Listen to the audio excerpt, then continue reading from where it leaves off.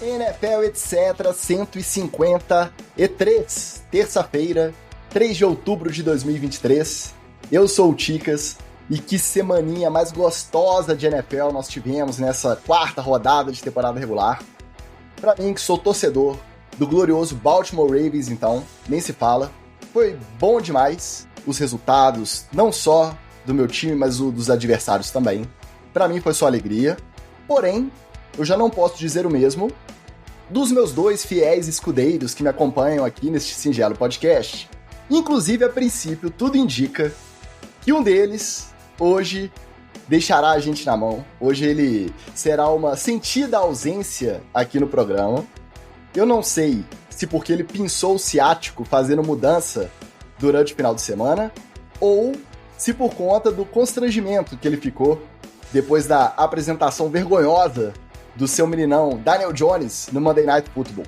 Então, um desses dois motivos impediu a participação do nosso Magal. Eu sei que já tem gente no chat aí que falou que estava ansiosa para ver o Magal comentando o Monday Night. Quem sabe, talvez mais tarde, quem sabe ele não chega aí na área. Mas então já passa a bola pro nosso veterano que acha que é novato, que também foi ajudar o Magal a bater caixa lá na mudança, né? Cunhado é para essas coisas. Pois é. E aí, além disso, ele também acompanhou o melancólico fim da invencibilidade do seu Miami. Mas nem por isso ele deixou de vir aqui dar a sua cara a tapa, sofreu bullying do nosso chat ao vivaço. Ele, o nosso cozinheiro, nosso chapeiro, nosso crossfiteiro, o Wallace Matos, o nosso Oli. Fala, Oli, o que é pior? É ser chamado para ajudar uma mudança e bater caixa, ou é tomar um sacode inesperado do Josh Allen lá em Buffalo, numa tarde ensolarada de outono? Fala, Ticas, fala, galera ligada na NFL, etc. Não, pra mim, bater caixa e fazer mudança é muito melhor, por exemplo, do que encarar as jamantas de 170 quilos que eu encarei pela frente nos campeonatos brasileiros da D2, nos mineiros que eu joguei, pelo Imperadores, meu glorioso Impera. É muito melhor bater caixa e fazer mudança. Tem gente que não tá acostumada com isso aí, né, Ticas? Então, acaba sofrendo realmente com essa coisa aqui. Então o pessoal tá pedindo para poder atualizar o GC aqui. Não, meu querido, isso aqui não tem nada a ver com o NFL. Isso aqui é fantasy. Estou invicto, 4-0 em duas ligas que estão extremamente disputadas, acirradíssimas. O único 4-0 da vida de vocês é esse que vos fala. Então, se você quiser tomar sova do Wallace, apoia aí no apoia.se/NFL, etc. E aí venha tomar uma surra no Fantasy do Wallace e em outras ligas aí que já tem um pouco mais de tradição, mas que o Ticas conhece bem e também já tomou surra também. Mas voltando aqui ao meu Miami, falando um pouquinho da decepção, pô, calma lá, né? Não é só uma decepção, jogar em Buffalo é sempre difícil e é aquele xizinho. Quando você chega, olha a tabela, Buffalo fora de casa, você já marca um xizinho, que esse é o jogo que você não vai ganhar. E como eu falei, começou a temporada para Miami. Miami tem muita coisa para corrigir, mas daqui a pouco a gente fala disso. Daqui a pouco você vai entrar nesses pormenores. E aí o pessoal veio pro chat esperando a presença do nosso Magal, que infelizmente, por enquanto, não foi possível. Deixa o nosso alô de agradecimento pela presença pro nosso Pablo Bira, o nosso Bruno Real, que infelizmente falou que pegou a pipoca, estava pronto para assistir o Magal e o Wallace, mas aí vai ter que se contentar só com o Ticas e o Wallace mesmo. O Washington Ferreira chegou fazendo bullying com o Magal e ele até coloca um detalhe entre parênteses. Ele fala que estava esperando, né, o Magal ser achincalhado e disse ele entende porque ele é torcedor do Chicago Bears. Olha que nível chegamos, o torcedor do Chicago Bears podendo fazer bullying, autorizado a fazer bullying com o glorioso New York Football Giants.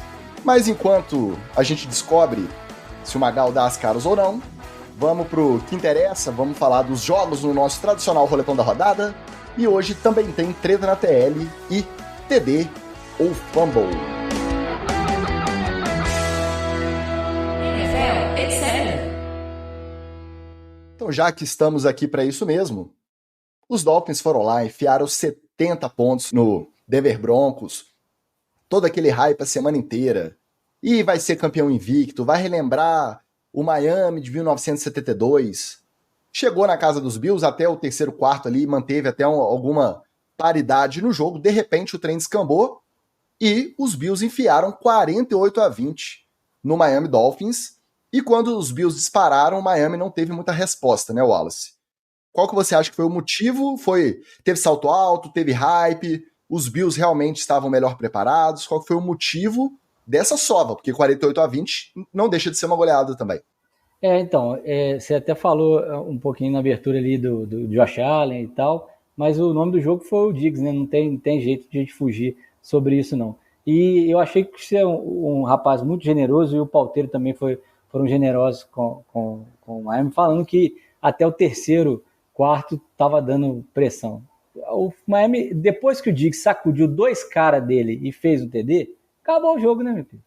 Acabou o jogo. Tava uma posse só, podia ter controlado. Não. Quando você toma um TD daquele, de um cara tão talentoso quanto o Diggs, é fim de jogo. Miami desistiu ali, ainda teve o fumble do Raheem Mostert depois, para acabar com qualquer esperança do torcedor do Miami de pelo menos tentar.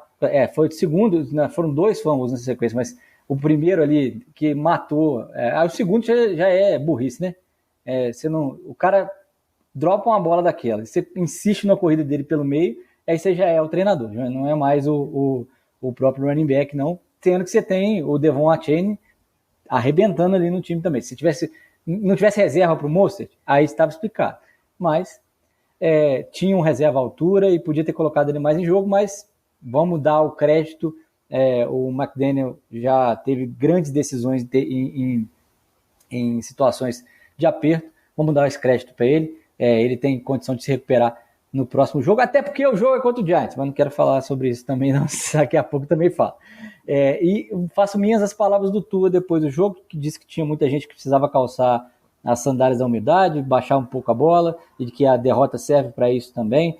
Então, não é um resultado anormal, o placar é anormal, mas você perder para Buffalo em Buffalo não é nada anormal. O Buffalo é um dos contenders há 3 temporadas, já vem com esse hype e essa justificada fama de que vai uma hora ou outra chegar no Super Bowl, é o principal concorrente ao título da divisão, por exemplo, e o Miami foi de salto alto, tomou a pancada que merecia tomar.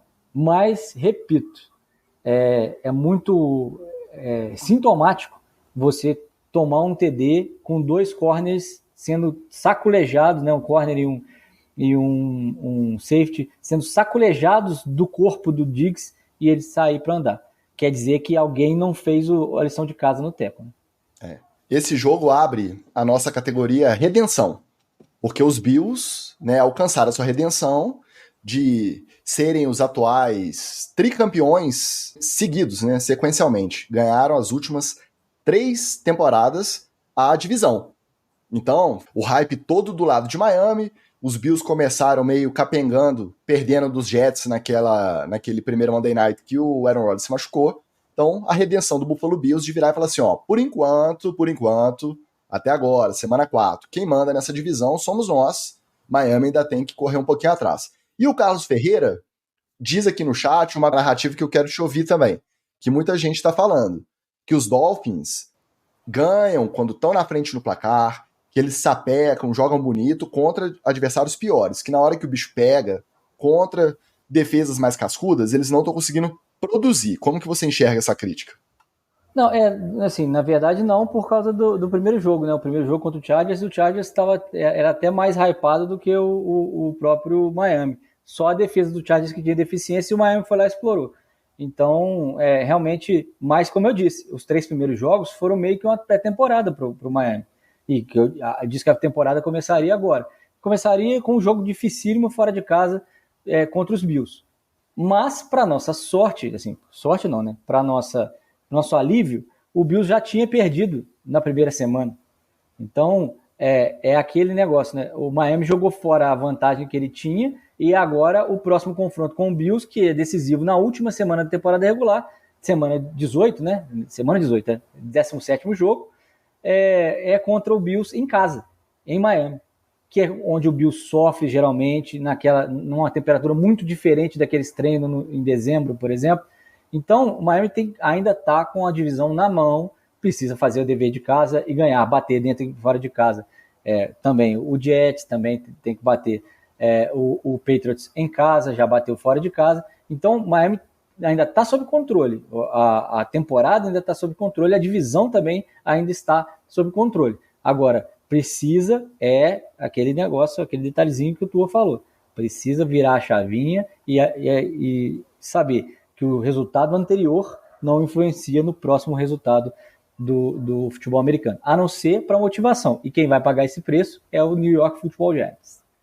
Eu, como torcedor não diretamente envolvido com nenhum dos dois times, o que eu queria era troca de socos até o final. Aí, infelizmente, quando um dos times dispara, o jogo fica desinteressante. E olha que o jogo do meu time no mesmo horário também não tava lá grandes coisas, mas aí para mim ficou só essa decepção, porque eu queria ver um confronto mais parelho e não rolou. Tava maneiro até o meio do segundo quarto. Tava maneiro. Tava, pá, pum. Aí um punch. Aí a gente falou, ó, vai dar jogo. Aí o Stephon Diggs foi lá e rebolou, tirou 2 caras de cima dele e aí acabou. E a nota triste, pesarosa pro lado do Bills e preocupante, que um dos pilares da defesa, o cornerback Tre'Davious White, está fora da temporada porque rompeu o tendão de Aquiles. A defesa tá jogando bem, parece que se acertou, mas o Tre'Davious White faz falta como um dos pilares ali, já teve lesão recente grave também, que ele perdeu muito tempo. O Sean McDermott, na coletiva depois do jogo, estava muito chateado, porque é um jogador muito importante para o time e já está fora da temporada de novo. Sem Von Miller, hein? Tá jogando bem a defesa sem o Von Miller. O Von Miller tá nessa de que tá para voltar, né? Daquela lesão do Dia de Ação de Graça do ano passado. Pode ser que esteja se preparando aí. Rapaz, não sei não, hein? O calor que jogou no lugar dele tá bom, hein? Tá bom também. Não sei se eu voltava, não, hein? Eu acho que eu ia começar a usar ele em alguns pacotes específicos. Eu não sei se eu voltava com ele titular, não. Ah, não, mas tem que estar em campo. O Von Miller, por enquanto, ainda não dá pra... A não ser que esse joelhinho estragou de vez nessa última vez que operou. Aí tudo bem, mas ele saudável, recuperado, ele tem que voltar. Ele não precisa de, por exemplo, num drive adversário, estar mais 8, 9 snaps em campo. Ele precisa estar 4. Já alivia um cara pro Von Miller que já não é garoto. Isso é verdade. Agora, o outro lado dessa moeda, qual que foi? Um jogo que ninguém esperava que fosse parelho. Todo mundo achou que ia ser uma lavada, que não ia ter graça, que ia ficar a câmera no camarote da Taylor Swift o jogo inteiro. E acabou que teve emoção até o final. No Sunday Night Football, os Chiefs bateram os Jets por 23-20, já dentro do 2-minute warning ali do final, com o Mahomes ajoelhando, sentando na linha de uma jarda e não fazendo touchdown e deixando os apostadores todos malucos por conta disso. Ô, Ticas, você que gosta entende desse mundo de aposta, matou uns caras do coração. Ele matou muita aposta, ele matou o over, matou a vantagem de ponto, matou tudo. Agora, é a prova de que o cara que tá em campo, ele não tem que se preocupar com fantasy, com aposta, com nada disso. E ele fez o certo é isso. Ele não se preocupou nem com estatística pessoal, de touchdown corrido na conta dele, nada disso. Fechou ali 23-20, ajoelhou 3 vezes para acabar a partida, resolvido. Quem que foi aquele rapaz aquele do Atlanta, que não conseguiu fazer isso? Era o de Atlanta? Não foi o Todd Gurley? Pode ser. Eu acho que o Todd Gurley, em algum momento, ele teve isso aí. Ele tropeçou e acabou tentou parar e já estava na velocidade, não conseguiu frear, entrou e fez touchdown sem querer, o outro time pegou a bola e voltou e ganhou o jogo. Foi. Aí esse Chiefs e Jets não prometia nada, mas só ficou competitivo porque eu acho que a gente pode atestar aqui que foi simplesmente o melhor jogo da carreira do Zach Wilson. E, coincidência ou não, depois de toda a confusão da semana passada contra os Patriots, o Aaron Rodgers estava lá de muleta na sideline, chegou para a reunião do time no sábado. Até que ponto você acha que teve influência ou não nessa tranquilidade do Zach Wilson sob esse holofote do prime time, do Sunday Night, e ele rendeu o que ele rendeu? Eu não sei, porque assim, tirou um pouco da câmera de cima do Zach Wilson, né? E da Taylor Swift. Tem que fazer, alguém que gosta de estatística, tem que fazer os minutos mostrados, o Aaron Rodgers e a Taylor Swift, para ver quem que foi mais mostrado na sideline ali. Mas eu acho que realmente pode ter tido bastante influência no sentido de dar a moral que o Wilson precisava para poder desembolar o jogo. Mas o Wilson acabou fazendo mais ou menos igual faz lá o rapaz do concurso de leite, né? Ele encheu o balde e depois deu um bico. Depois ele deu um bico no balde e acabou perdendo o jogo. Não vamos botar a culpa só nele, mas o Jets acabou perdendo o jogo num erro dele, né? Sei lá, uma Um decisão vacilo, infeliz. uma desatenção. Foi realmente ele não ele colou as placas lá na hora e ele acabou errando. Mas eu gostei, e esse é um problema pro Jets, né, na verdade, o Ticas. Porque se ele mostra lampejos assim, como é que o Jets do nada troca e vai embora, né, o famoso move on, e vai para o seguinte? Não vai. Com os lampejos que o Zach Wilson mostra, contra um bom time, uma boa defesa, que é essa do Kansas City Chiefs, eles acreditam que dá para confiar. Mas aí depois volta aquele Zach Wilson das 2 rodadas depois da estreia. É um cara que não apresentou nada, parecia perdido dentro de campo. Tudo bem, mas para quem não estava tendo nenhum tipo de lampejo, que foi pro banco pro Mike White temporada passada, depois pro Joe Flacco, depois voltou porque os dois se machucaram e mesmo assim não tinha lampejo, é importante, pode ser uma mudança de chave. No final do jogo, você viu a reação contrária dos colegas de time, todo mundo consolando, falando para ele não se culpar, porque só esteve competitivo por conta da boa atuação dele. Teve um fumble ridículo ali no finalzinho? Teve. Mas teve uma chamada polêmica também de interferência de passe Sauce Gardner. Fez até o Saleh ficar puto pra cima dos juízes e tomar uma flanela de 15 jardas por conduta antidesportiva, porque ele foi lá xingar a zebra. Eu acho, você é jogador de defesa, você vai saber melhor do que eu. Eu não acho absurdo uma jogada daquela ser chamada a falta ou não ser chamada a falta. Estatisticamente, deve caminhar muito próximo aí, não durante o jogo inteiro, mas nesse momento crucial da partida, era uma 3ª-para-20, se eu não me engano, a defesa conseguiu até interceptar o Mahomes, então ia sair com a possibilidade de tirar o empate com o field goal e de repente levar o jogo já no final do relógio, e aí tomou a falta de interferência de passe e o Mahomes correu para finalizar. Então, cabe reclamação, ela ajuda a dar moral pro time seguir, né? Olha só, nem tudo tá perdido, jogamos de igual para igual e fomos roubados. Mas eu não achei absurda marcar essa falta, não. Não, então, essa falta geralmente a pessoa não marca pela competitividade, né? Realmente drive daquele e uma 3ª-para-20 já tem um pouquinho de contato a mais, o juiz já permite essa mão para cá, mão para lá e tal. E eu também acho que é mais, né, nem 50-50, acho que é 70-30. 30% dos juízes marcam essa falta. Também acho que influenciou diretamente, o Saleh ficou puto e eu fiquei feliz. A questão é que, eu não sei, as teorias da conspiração, que a gente adora, podem até achar que o Saleh não achou tão absurdo assim, mas foi lá gritar para poder ter uma motivação para a semana. Essa semana ele trabalhou mais em paz. Eu tenho certeza que o Zach Wilson, o Saleh, o holofote em cima do New York Jets essa semana, preparando para encontrar o Sean Payton no final de semana, porque vai ser Jets e Broncos. Nada como Broncos na sua vida, né? Essa semana eles vão trabalhar com mais tranquilidade, e se ganhar dos Broncos lá em Denver no final de semana, aí sim eles vão poder falar que aprumaram o rumo da temporada do... Agora vai. Vamos ver. Esse jogo de domingo promete. Jogo que prometia e que também não teve muita disputa não, viu? Teve até certo momento. Mas no Thursday Night Football, os Lions simplesmente amassaram o Green Bay Packers dentro do Lambeau Field, com a torcida dividida, um mar azul de torcedores no Lambeau Field, algo que é raríssimo a gente ver. E aí culminou nesse momento de otimismo da torcida do nosso Detroit Lions, dos nossos gloriosos Marcelo Faria e Arcanine, diretamente de Portugal. Final de jogo, Lions 34-20 Green Bay Packers. A defesa dos Lions amassou.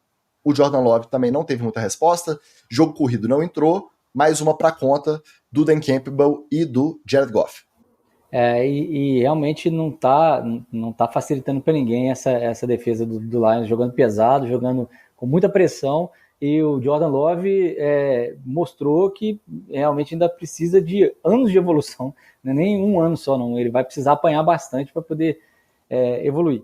Embora ele tenha perdido um dos caras que é dominante na posição, que é o David Bakhtiari, um dos melhores OLs da história da NFL.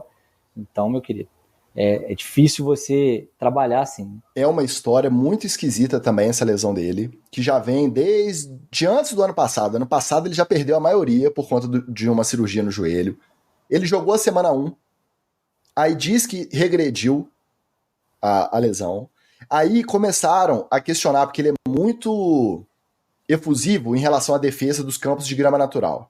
Tinha um rumor rolando aí pelos bastidores de que ele poderia estar fazendo aquele load management. Me ajuda aí, o load management, qual que é? Gerenciamento de carga. De carga, exatamente. Fazendo gerenciamento de carga, priorizando os jogos em casa, já que o Lambeau Field é campo natural, e evitando os confrontos fora de casa, que são grama sintética. O famoso jogador que não gosta de viajar, que toma um cartão amarelo. A gente conhece. Pois é. Mas aí, no meio desse rumor, antes que essa fofoca, esse rumor, ganhasse mais tração, veio a notícia de que ele vai ter que passar por uma nova artroscopia no joelho operado e que talvez, ele não tem previsão de volta, talvez perca a temporada. Então, muito estranha essa lesão, pode ter tido algum erro ali na hora de tratar e parece que vai perder mais uma temporada mesmo. Então, o negócio é da artroscopia nesse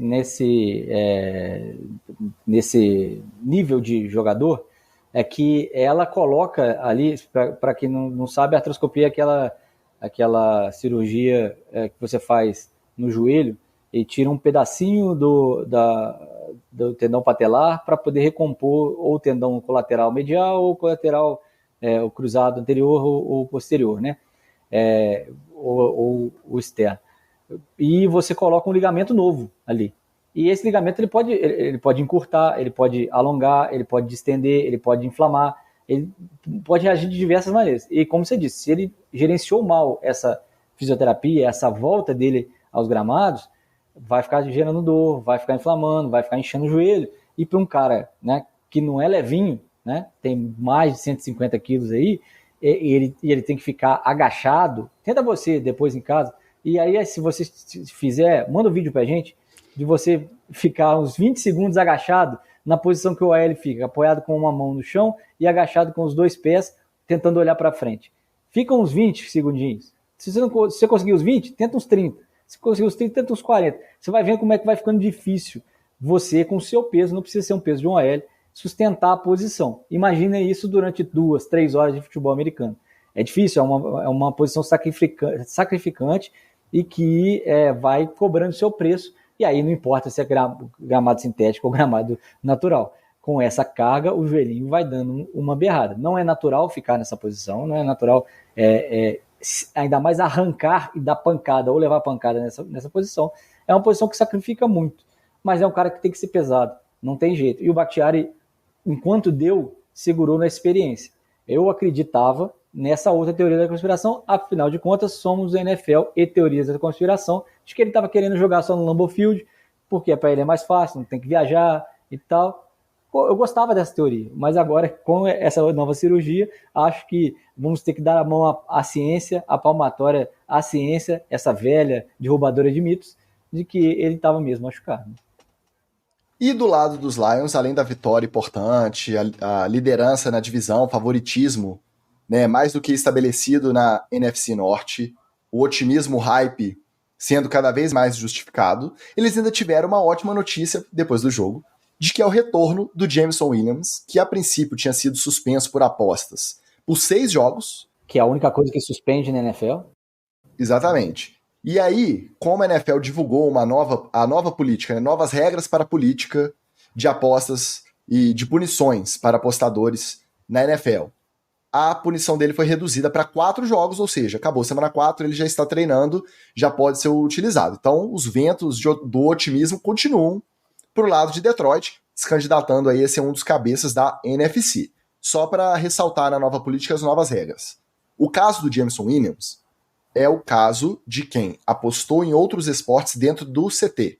Ou viajando no hotel, mas eu acho que o dele foi no CT. Dentro das facilities, né? Das facilities, exatamente, das facilidades. A partir de agora, a punição prevista para esse caso são de 2 jogos. Ou seja, ele já perdeu 2. Ele perdeu 2 a mais aí na regra antiga, mas voltou, economizou 2 também, beleza. Se o cara apostar em jogos da NFL que não o do próprio time, a punição automática é 1 ano banido da liga. E se ele apostar em jogos do próprio time, foi o caso do Aaron Rodgers lá dos Colts. A punição a partir de agora são 2 anos de suspensão. Né? Vamos ver se a galera se liga e para de apostar onde não deve, no que não deve. E eles esclareceram também aquela parte do Calvin Ridley, né? Que apostou do próprio time, mesmo estando machucado e tal, não pode. Então o Calvin Ridley teria 2 anos de suspensão, não um só, igual ele pegou, né? Se você tiver contrato, não importa se você tá jogando ou se você tá no departamento médico, não pode. Né? Essa parte da NFL, ela é muito bem regrada, né? Podia ser assim quando alguém bate na mulher, espanca o filho, assalta a mão armada, se tranca em casa com 600 rifles, né? Deita no tornozelo do amigo, do adversário, no caso, né? Mas é amigo de trabalho. Colega Dá de um carro do leite, hein? Dá um carro do leite nele. Vamos seguir pro próximo, atendendo a pedidos do Bruno Real aqui, até mudei a ordem da pauta. Ó, o Bruno Real manda no chat. Precisamos falar de Houston. 30-6 para cima dos Steelers. CJ Stroud e Nico Collins jogando muito bem. Olho nos Texans, hein? Ano que vem serão os Lions da AFC. Calma que esse trabalho dos Lions vem de mais tempo. Calma aí. Mas realmente, um resultado até então inesperado. A redenção definitiva do CJ Stroud como o melhor quarterback, já pensou definitivo, na 4ª rodada. O melhor quarterback da turma parece que vai ser o CJ Stroud mesmo. Ótimos números, tranquilidade para jogar. O melhor quarterback calouro da última semana. Não, exatamente. O início de trabalho do DeMeco Ryans também, muito promissor. Ainda teve, antes do jogo, a cerimônia de indução do J.J. Watt, mito, no Ring of Honor, lá no Hall da Fama do time, né, de Houston. Então, tudo conspirou a favor. O Houston foi lá e amassou o Pittsburgh Steelers, que ainda saiu preocupado, porque o Kenny Pickett teve uma lesão no joelho. Os exames determinaram que é apenas um hematoma, né, tomou a pancada ali e deu aquele coágulo, aquele hematoma que não deve perder muito tempo, mas ele ainda não está confirmado para pegar os Ravens esse final de semana. Mas você concorda, Wallace, que falar que os Texans são os Lions do ano que vem, calma aí, né? É um pouco de exagero ainda. Tem que segurar, porque o que acontece? O Texans tem uma característica que já conserva há alguns anos.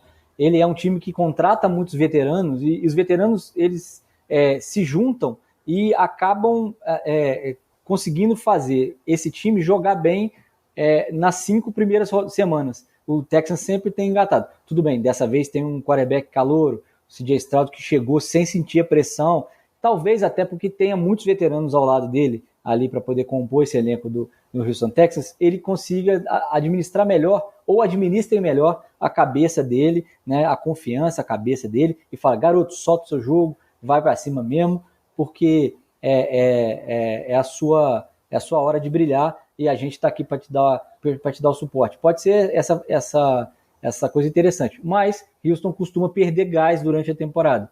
A temporada vai avançando, as lesões vão chegando, e aí vai muito mais cambaleante do que gostaria o Houston Texans. Eu torço para que eles se recuperem, até porque tomaram a decisão certa de jogar o camisa 4 fora no lixo, que estavam segurando e causando um bad karma total para eles mesmos, né?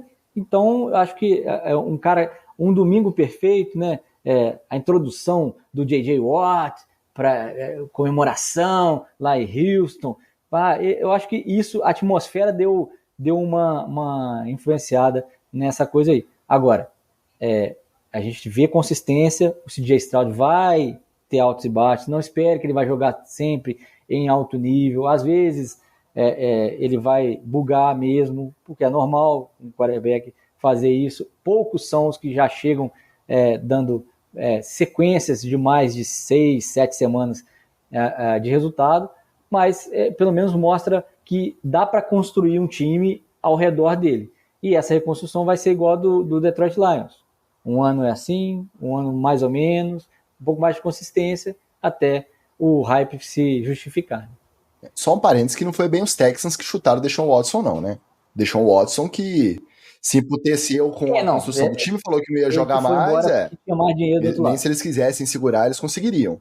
Assim, pode não ser o novo Lions no ano que vem, mas esse otimismo, essa sensação de que está indo para o caminho certo, é maravilhosa. Depois da experiência de Deshaun Watson e Dave Mills, que foi o quarterback do ano passado, já reaprumou também o navio e já está bem otimista a galera dos Texans e o início de trabalho, tanto do DeMeco Ryans como novo técnico, como o CJ Stroud no comando do ataque, ele é promissor, sem dúvida. O DeMeco Ryans demorou muito, né, para ter uma oportunidade como treinador. É um cara que merecia já há algum tempo na NFL fazendo grandes trabalhos, e aí aquele preconceito que a gente sempre viu, né, os treinadores se abatia sobre ele e ele não conseguia. Ele ia para a fase de entrevistas, né, e nunca conseguia pegar um time. Então, pelo menos nisso ele está calando os críticos. Agora, que secada que eu dei no Kenny Pickett, no George Pickens, hein? Pelo amor de Deus.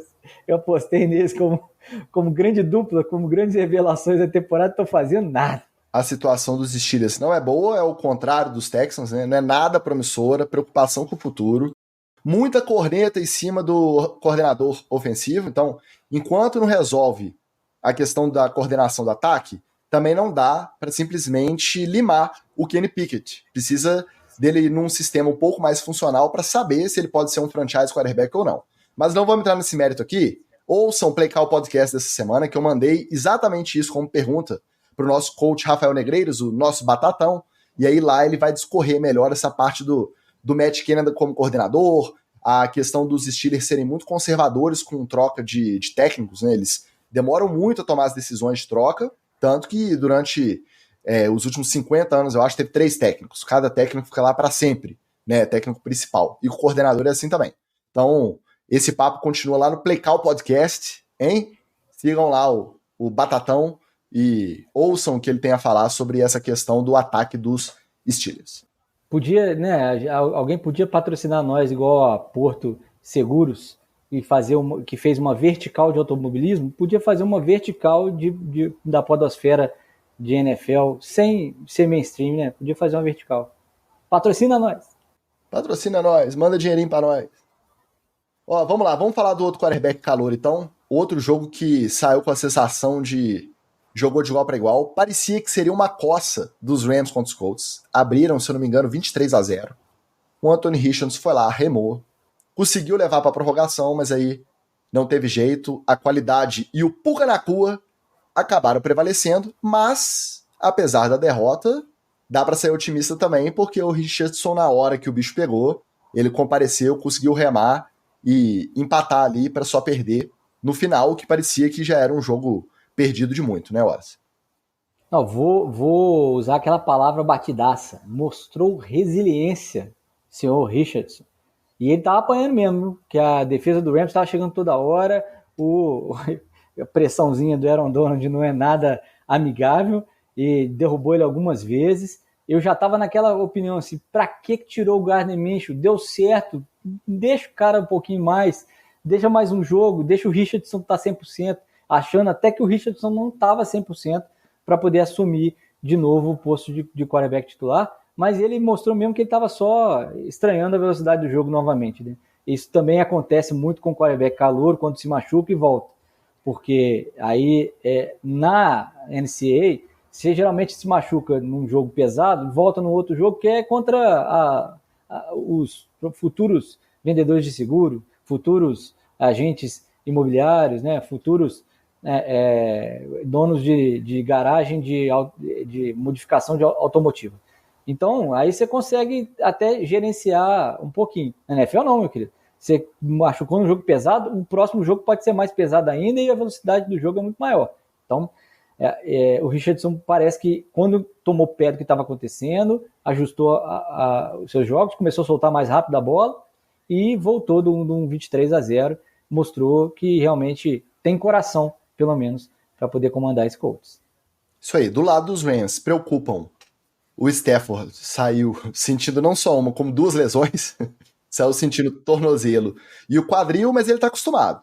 Desde Detroit ele apanhava muito, algumas lesões ele nem anunciava pro time, as outras ele anunciava, mas não saía de campo. Né? Jogou baqueado boa parte da carreira. O Stafford vai virar um novo Big Ben, sair com uma porrada de... cheio de pacote de gelo, exatamente. E do lado dos Colts, a boa notícia, que talvez não seja tão boa assim, a gente vai descobrir no decorrer da semana, é que o Jonathan Taylor já pode ser reintegrado ao time. Lembra que ele começou lá na... Eu não lembro se foi na IR ou na PUP, na filhotinha, mas ele começou numa das listas de lesão E agora ele já pode ser reintegrado. Até semana passada ele estava postando, ou estava dizendo nos bastidores que ele não ia jogar pelos Colts. Vamos ver o que vai ser decidido essa semana, se volta ou não volta. Se voltar, com certeza, um reforço importante. Por mais que o Zach Moss tenha jogado bem, um reforço importante para o Richardson continuar o seu desenvolvimento aí. O Jonathan Taylor vai começar com aquela ladainha. Não adianta. A gente vai ficar... Será que ele quer ser trocado? Olha, ele tá jogando bem, ele quer ser trocado. Não, ele tá jogando mal, porque quer ser trocado. Vai começar mais uma novela de Jonathan Taylor aí na sua televisão. Mas independente, é melhor ele levar essas duas possibilidades aí de crítica e de elogio jogando, porque para um running back, um ano parado, para voltar, vai ser pior, né? A única chance dele ter um time na NFL, que seja o Colts ou que seja outro time na deadline das trocas, é ele jogar. Pois é. Ó, chegaram aqui no chat, quem? Nosso Anderson Brown, dizendo que o Anthony Richardson é o brabo. O nosso Flávio Venâncio passando para deixar um salve e lamentando a ausência do Magal, mas essa semana ele vai sonhar com o Seahawks, perdeu no campo e no Fantasy. O nosso sempre muito clubista Flávio Venâncio demorou a chegar hoje, hein? Geralmente ele fica ali nas 3 primeiras picks. Nosso Rodrigo Felício também na área. Ó, estou sendo caluniado aqui. Estou sendo caluniado no chat. Deixa eu ver. Abraço caloroso a todos os torcedores do Dolphins. Cadê? O Anderson Brown diz que ele é muito fã do Baker, mas o que o Wallace é fã do Minshew é brincadeira. Eu não sou fã do Gardner Minshew. Eu gosto da Minshew Mania e respeito um cara que tem a coragem de tomar as atitudes que ele toma estética e preparatoriamente. Tá, vamos aproveitar que o nada, o Rodrigo Felício também já pergunta, né? Pergunta retórica, porque ele já sabe a resposta. Seria o Giants uma instituição falida? Ele sabe que com certeza, obviamente, sim, mas ele deixou a pergunta aqui, deixando um abraço caloroso aos torcedores dos Dolphins, ele que também é clubista, torcedor do Buffalo Bills, único representante da torcida Buffalo Bills, lá no nosso grupo de apoiadores, o NFL, etc., diretoria. Nos vemos na última rodada.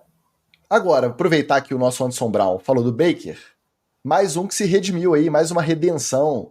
Parece que botou carreira no prumo, tá rodando direitinho o ataque dos Buccaneers e bateram os Saints por 26-9 no final de semana, sendo que o Derek Carr tinha machucado o ombro na semana passada, começou a semana com suspeita até de perder a temporada, todo mundo esperando o revenge game, a lei do ex com James Winston de quarterback contra os Bucs pelos Saints. Chegou na hora, o Derek Carr foi jogar, não jogou nada, e o Baker Mayfield teve seu trabalho facilitado, batendo o Saints por 26-9.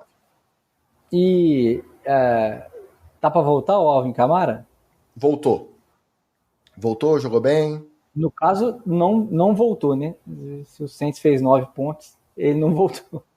Não voltou Alvin Kamara, ele voltou Alvin. Talvez Kamara volte. Como eu tenho ele nos meus 4 times de fantasy, pode ser que eu esteja um pouco sugestionado que ele pontuou bem. Então eu digo que ele voltou, tá? Entendi. Pode não ter feito diferença na vida real, mas a minha ótica fica enviesada pelo fantasy. O que o Mahomes fez lá pela realidade, o Kamara fez pelo fantasy. Exatamente. Ele pontuou bem no fantasy, mas não jogou nada. Você vê que fantasy não tem nada a ver com o jogo de futebol americano. Fantasy é fantasy, NFL é NFL. Agora, o Derek Carr, ele tá no prazo, né? Só lembrando que no começo do ano, os Saints eram apontados como o favorito ali. Lógico que não é muita vantagem da NFC Sul, mas era o favorito. E os Bucs já dispararam, já estão 3-1 ali e com as rédeas da divisão. Então, mas o Bucs tem, aí vamos falar a realidade, né? Tem, de novo, do outro lado da bola, do Baker Mayfield, um cara como o Mike Evans, né, cara? É um cara que te dá uma segurança. O Mayfield pode arriscar um pouquinho mais. A formação ofensiva do Bucs não foi ruim sem o Tom Brady, sempre que precisou atuar. Então, é um time que é redondo. A defesa do Bucs é uma defesa boa, é uma defesa que consegue grandes jogadas e consegue deixar o seu ataque em boas situações. Agora, o Saints é que me contrata um quarterback que já não estava dando muita coisa onde ele estava. O prazo de validade do Derek Carr são 5 rodadas, já passaram 4, e ele está dando rata agora, na 4ª rodada. Então, e machucado, né? Assim, não dá para ele recuperar plenamente de uma lesão. Então, me parece muito mais perdido o Saints e o placar ter sido elástico, muito mais por causa disso do que por causa do grande talento do Baker Mayfield. Agora, é inegável que ele, pelo menos, está escutando o coordenador, não está querendo fazer as coisas só do jeito dele. Porque o grande problema do Baker Mayfield sempre foi esse, né? Ele começar a tentar dar burro no ponto de faca e tentar fazer as coisas do jeito dele, ao invés de escutar o coordenador. Isso era visível no Browns e agora no Buccaneers talvez ele esteja experimentando o que é saber jogar coletivamente, né? Com certeza um sistema bem estruturado ajuda bastante o nosso glorioso padeiro Mayfield. E é o famoso assim, né? Ah lá, ó, estamos 3-1, tá dando certo. Continua fazendo isso, por favor. É o melhor argumento. O casamento foi ideal para os dois, né? Os dois aí subjugados, azarões, precisando de alguém para dar essa animada, e aí casou perfeitinho ali o Baker Mayfield no Tampa Bay Buccaneers. Vamos lá, demorou, mas a gente chegou na hora boa. Acho que o Bruno Real não tá mais aí, né? Não vai esperar a gente falar de Cowboys 38, 3 New England Patriots, simplesmente a pior derrota da carreira de Bill Belichick como treinador de futebol americano. E o Mac Jones também, não sei, eu falei no grupo e não é brincadeira não. Eu já estava desconfiado que ele estava com alguma concussão não identificada, porque as interceptações dele foram horríveis, inexplicáveis. Não, ele não é um quarterback brilhante, mas eu achei que estava até pior do que o padrão. O que você achou? E aí ele pegou o Cowboys precisando dar uma resposta, né? Depois daquela derrota vexatória contra o Cardinals. Aí, meu querido, juntou a fome com a vontade de sacar o quarterback, dar porrada e fazer de tudo para humilhar o adversário. A defesa do Cowboys foi com uma faca entre os dentes e outras 2 facas na mão e uma outra voando por fora, que deu até pena do time do Patriots. O Mac Jones foi trocado, né? No meio dos negócios lá entrou o Vende Zap. O outro Mac Jones. Entrou o genérico, Mac Jones genérico, e realmente tá difícil pro Bill Belichick afirmar que não tá gagá, né?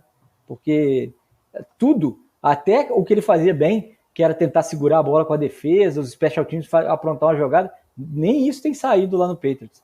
Então o Cowboys atropelou.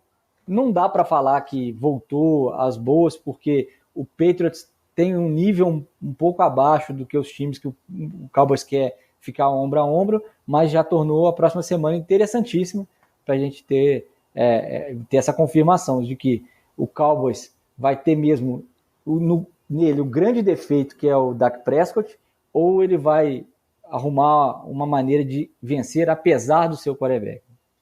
Lembrando, Sunday Night Football, Cowboys versus 49ers. Só mais uma coisinha sobre esse Cowboys e Patriots. Além do pior jogo da história da carreira do Bill Belichick, ainda perderam. Perdeu gente, né? Eu não acompanho de perto os Patriots. Nosso Batatão pode até falar melhor, o Bruno Real aqui também no chat, Pablo Bira também.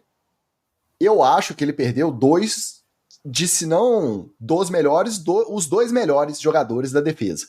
Perdeu o Matthew Judon, atualmente, sim, por conta de um bíceps torcido, e o Christian Gonzalez por conta do ombro, e os 2 por tempo indeterminado. Não se sabe até agora se eles vão perder a temporada inteira, se eles podem voltar mais pra frente. O que importa é que os 2, por enquanto, estão fora de combate, e se existir esperança de fazer a diferença, segurar os erros do ataque, com uma defesa sólida que sempre foi a característica do trabalho do Belichick, essas 2 peças aí vão fazer muita falta, tá?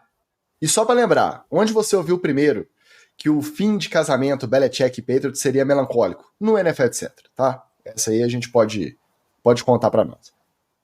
A gente falou que no próximo Sunday Night teremos 49ers e Cowboys, uma disputa aí no topo, nas cabeças da NFC. Os 49ers bateram os Cardinals 35-16, mas não se engane, porque os Cardinals, sob o comando de Josh Dobbs, mais um bom jogo do garoto, conseguiram resistir ali enquanto eles puderam, né? Enquanto tinha gás, eles resistiram, mas chega um ponto que o talento prevalece, não tem jeito. Aí os 49ers saíram com essa vitória até elástica por 35-16. Mas estava em uma posse, estava 23-16 até o último quarto. Eles foram remando, foram tirando diferença, conseguiram deixar 23-16, aí no final os 49ers pararam de novo. O grande problema do 49ers é que do nada, assim, se o Deebo Samuel não estiver jogando, aí ele acha o Brandon Ayuk, aí ele acha o McCaffrey segura correndo, e é impressionante. E tem o George Kittle tá sobrando, pra você ter uma ideia, nesse ataque aí, não tá nem pontuando, nem precisando fazer muita coisa. E aí o problema é esse, e dessa vez foi o ataque mesmo, porque o Bolsa estava dominado pela OL do Cardinals, conseguiu segurar ele, dá tempo pro Dobbs jogar, então mostrou algumas rachadurazinhas na armadura do 49ers aí, alguns caminhos para esse time do Cardinals que acabou empolgado com a vitória contra o Cowboys, acabou levando um pouco mais de susto pro 49ers, mas esse Cardinals em reconstrução ainda é um pouco menos do que o torcedor gostaria de ver. Né? Exatamente. E para finalizar o topo dos cabeças ali da NFC, os Eagles bateram o Washington Commanders, porém, não tiveram vida fácil não, viu? Descolou um passe para touchdown com o cronômetro zerado para empatar e levar para prorrogação, mas aí na prorrogação o Jake Elliott, o kicker, teve uma tarde iluminada e garantiu a vitória dos Eagles por 34-31. Então, se existia dúvida se Sam Howell era de verdade, se não valia a pena vir com o Jacob Brissett para tentar algum resultado ali, ver se tinha esperança de playoff, agora Sam Howell garantiu a titularidade absoluta, pelo menos aí para essa temporada. Vai ser ele mesmo, e assim, merece, né? O Comércio não tem muito talento para poder ficar trocando isso aí, não. Agora, o que mostra que jogo de divisão é sempre complicado, né? O ano passado, quem cometeu o crime foi o Commanders, caindo pelas tabelas, na casa do Eagles, e quase de novo que os caras pronto outra vez. Depois que os Eagles abriram 8-0, a primeira derrota foi justamente para os Commanders, se eu não me engano, sob comando de Taylor Heinicke ainda, na época. Pois é, então é isso, cara. Jogo de divisão é outro bicho. Os caras se enfrentam sempre, então tá todo mundo ligado no que o outro pode fazer, e aí você tem que tirar um coelho da cartola para poder ganhar fácil. É verdade.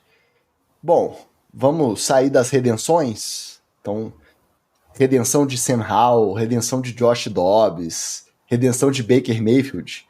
Vamos direto agora para as decepções de fato.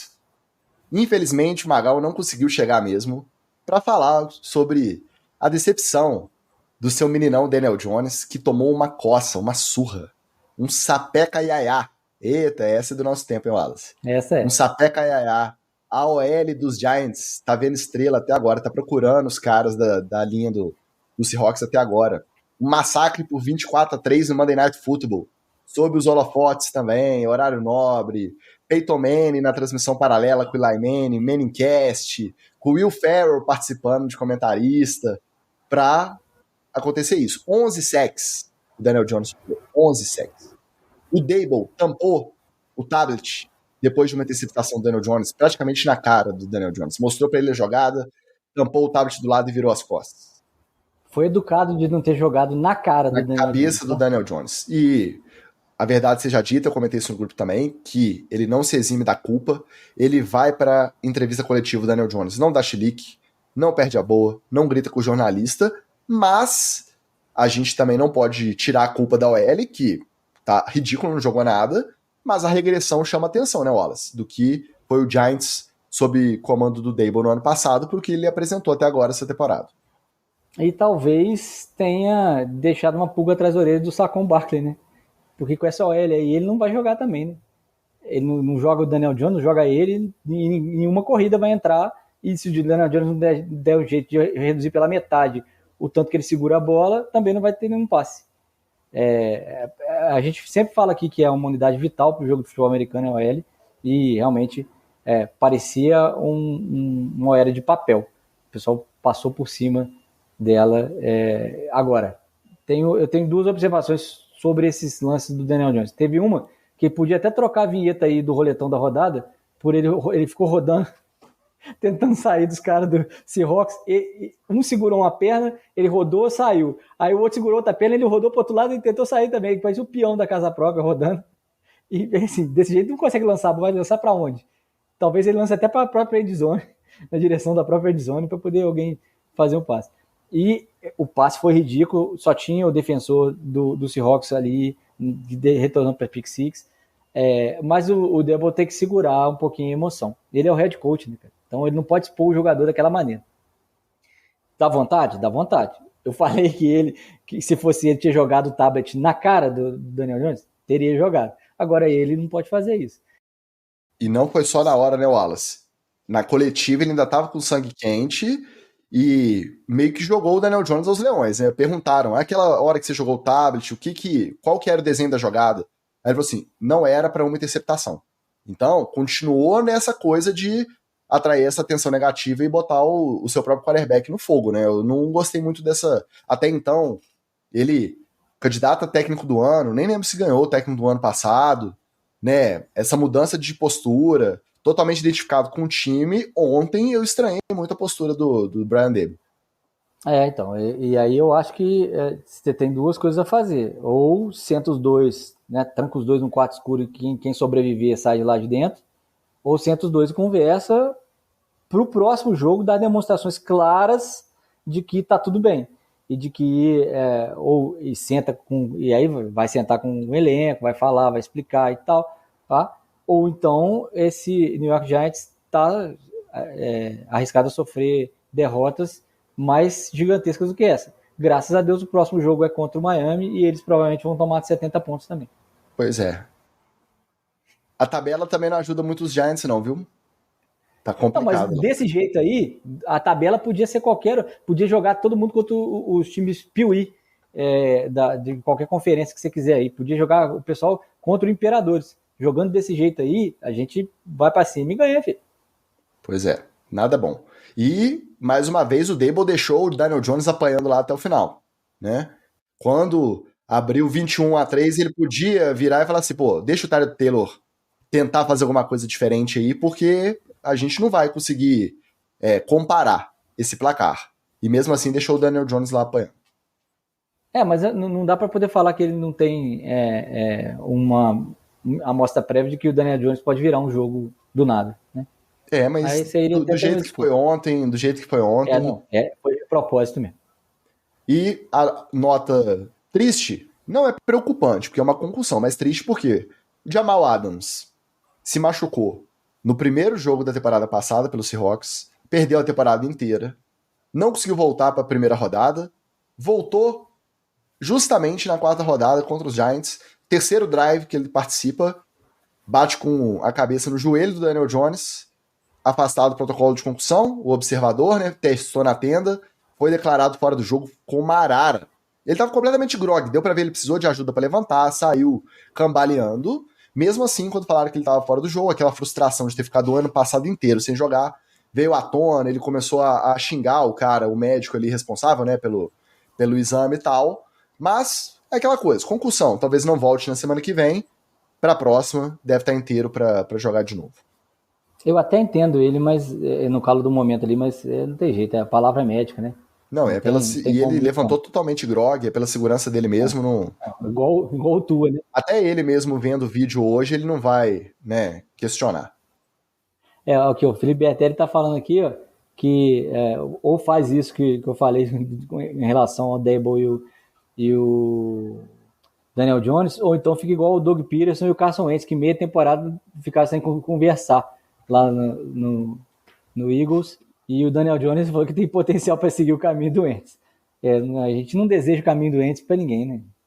E o nosso Washington Ferreira diz que o Marcelo Rezende ficaria orgulhoso desse uso de sapeca iaiá onde quer que ele esteja. Olha, minha referência do Marcelo Rezende é mais no linha direta, então não consigo unir ele falando ali do assassino serial killer ali com sapeca iaiá, não. Depois você... dá uma referência melhor pra gente aí, Washington. Vamos lá, vamos acelerar esse roletão, porque ainda tem treta e tem TD o Fumble. Jogo da manhã de domingo, pra alegria da criançada, com transmissão paralela, direto do quarto do Andy de Toy Story. Os Jaguars bateram os Falcons por 23-7. Uma atuação pífia do Desmond Ridder. O Arthur Smith falou que vai insistir com ele, que ainda não vai colocar ele no banco. Lembrando que justamente o reserva é o Taylor Heinicke, que já mostrou que consegue jogar uma bolinha ali, não é brilhante, mas consegue fazer um ataque andar, provavelmente melhor do que o Desmond Ridder, mas o Arthur Smith disse que ainda não pensa em trocar. E a transmissão Toy Story, a gente estava até comentando, sei que você viu, né? O que você achou? Não, eu achei que os highlights ficaram maravilhosos, né? Eles fizeram ainda a divisão de tela, né? O lance da vida real com o lance do quarto do Andy, e aí os lances foram muito bem retratados e tal, só alguns problemas que tiveram de software na transmissão mesmo. Se eu fosse um comentarista mal aqui, eu ia falar que o Garra fez um serviço porco, que ele não estava conseguindo colocar a bola no lugar. Mas, como eu sei que ele é o deus dos alienígenas, eu vou ficar quieto, que o Garra ele tem sempre razão. Mas, e achei também uma grande atuação do bala no alvo, o famoso bullseye, dando a vida em cima da bolinha lá, toda vez comemorando jogadas aleatórias. O Andy, o Buzz comentando. Eu acho que tem tudo para envolver a criançada em outros universos. Até, obviamente foi um teste, até para poder pegar um espectro maior, né? Por exemplo, o Toy Story vai de gente com um pouquinho menos de idade que a gente até a criançada mais nova. Então a NFL tentando o público aí. Mas eu acho que é melhor manter nos highlights e manter um compactozinho desse jeito do que colocar à prova no ao vivo os bugs, porque a criançada de hoje liga muito para esse negócio de bug. Pois é. Eu tenho curiosidade de saber alguém que tem criança dessa idade para ficar interessado com a animação ali ao vivo, para ver se o que importa para a gente, tentando assistir a jogada em si, importa para eles também. O que a gente já sabe é que, pelo menos ali no começo, eu assisti só o primeiro quarto na transmissão do Toy Story. Muitas vezes, muito tempo, a imagem congelada, porque eles não conseguiam fazer reprodução num tempo viável enquanto o jogo estava rolando, e aí ficava só a imagem na mesa com o narrador e o comentarista. E os bonequinhos no campo atrás, ali no quarto do Andy, né? Então não sei também se pra molecada... Desaparecendo. Ficou muito estática. Porque mesmo se não fosse a jogada certinha, igual aconteceu na vida real, se tivesse um bonequinho mexendo, eu acho que atrairia mais a atenção. Mas é claro, a primeira experiência foi positiva, todo mundo falou muito bem. A tendência é a tecnologia até melhorar. Vamos ver se eles vão promover outro joguinho, não do quarto do Andy, mas de algum outro lugar, né? Aí, de outro universo, pra animação acompanhar e tentar trazer a criançada pra NFL. Seguindo nas decepções da rodada, os Bengals também foram amassados pelo Tennessee Titans. Os Titans enfiaram 27-3.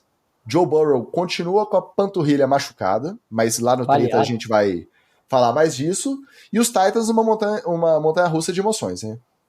Perdem de 28-3 para os Browns na semana, ganham de 27-3 dos Bengals na próxima semana, e o Derrick Henry não pega a bola, não consegue carregar para 20 jardas uma semana, na outra ele dá até passe para touchdown. Então, não conheço torcedor de Tennessee, mas deve ser emocionante, né? Você senta para assistir um jogo no domingo, você não sabe o que te espera. Não dá para poder contar com consistência do Titans. E o quarterback deles é o Ryan Tannehill, então você nunca sabe realmente o que você pode esperar desse time aí, gente. Não dá não. Agora, o passe do Derrick Henry foi a lá Derrick Henry, saltando, que aí ninguém consegue chegar onde, naquela altura que ele lançou o passe, você pode empilhar jogador que você não consegue. Ele salta por cima da OL e joga a bola mais para cima para poder um tight end pegar do outro lado. Aí ninguém alcança. É um passe de basquete, então não tem como pegar. Não tem como. Mas realmente o Titans falta consistência e o Bengals nitidamente sentindo muita falta da sua defesa. A defesa do Bengals não tem aparecido nos jogos, o Ticas, e isso não leva a lugar nenhum na temporada regular. Eu acho que o Bengals vai afundar desse jeito.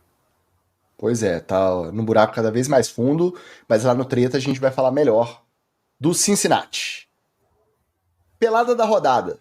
Vikings 21-13, Carolina Panthers. Começou um zum aí de que o Frank Reich talvez não seja o cara certo para poder potencializar a evolução do Bryce Young. Você concorda? Eu acho que o Bryce Young está sofrendo as dores da NFL, que são normais de qualquer quarterback chegando sem estar num time mais ajustado ou experiente. Então, com a L também chegando com elementos, um time se fortalecendo. Ele tem um bom alvo, que é o Adam Thielen, mas também não tem muito mais gente para poder ajudar ele.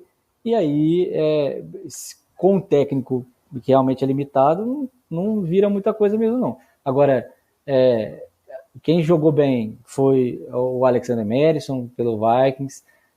O Kirk Cousins não comprometeu, apesar de ter tido alguns lances ali que lá Kirk Cousins, né? E não dá para falar que o Vikings voltou para os trilhos porque bateu o Panthers agora. Esse jogo não serve de nada para ninguém. Não serviu de crescimento para o Young, porque acabou decepcionando, e também não serve para que o Vikings fale que está de volta na briga.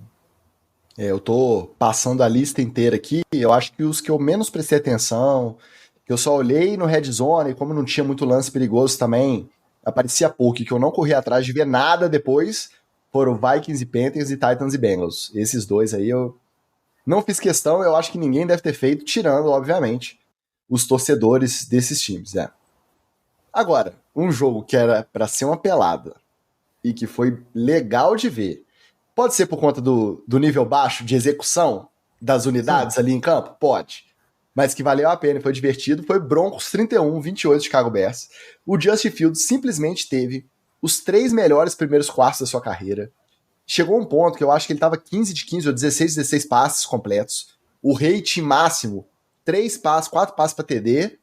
Aí chegou no final, obviamente, teve uma interceptação retornada e ou strip sack retornado para touchdown e uma interceptação para posicionar os Broncos para ganharem com o field goal. Então, uma montanha-russa também. Nosso lado humano fica com uma certa pena do Justin Fields, porque disseram que depois do jogo ele foi pro vestiário e ele ficou fardado de pad e capacete, meia hora sentado no banco do vestiário atônito, mas ele tem que se ajudar também na hora do vamos ver, um jogo que era ganhável, que teve na mão do Chicago Bears um bom tempo e acabou não dando certo no final, e o Sean Payton finalmente conseguiu a sua primeira vitória no comando do Denver Broncos. E que serve para nada, né? Assim, na verdade, o Bears entregou e o Broncos só aproveitou para poder confirmar a vitória pela vantagem mínima. Agora, o Justin Fields, mesma coisa do Zach Wilson, né? Jogou pra caramba, encheu o balde de leite e aí deu aquele bico gostoso no final. Pá! Né? Mostra que o Chicago Bears está no caminho? Não. Porque, na verdade, o Chicago Bears depende mais do Justin Fields ter jogos perfeitos do que outra coisa. Porque o Chicago não tem muitas alternativas e o Justin Fields é um cara que eles apostaram muito na temporada passada, que quando começou a dar aquelas coisas dinâmicas e tal, começou a mostrar alguma coisa, eles começaram a montar um time em relação a ele. E ele não correspondeu nesses primeiros jogos. Então, é difícil. É difícil arrumar alguma coisa boa no Bears, e quando estava acontecendo, veio a catástrofe, né? E o Broncos vai continuar, né? Tomara que seja só essa vitória aí do Sean Payton, porque também tomou de 70 e merecia alguma coisa. Um outro detalhe que aí chama a nossa atenção também, porque a gente é pachequinho aqui também. O Magal é mais que a gente, mas a gente também é.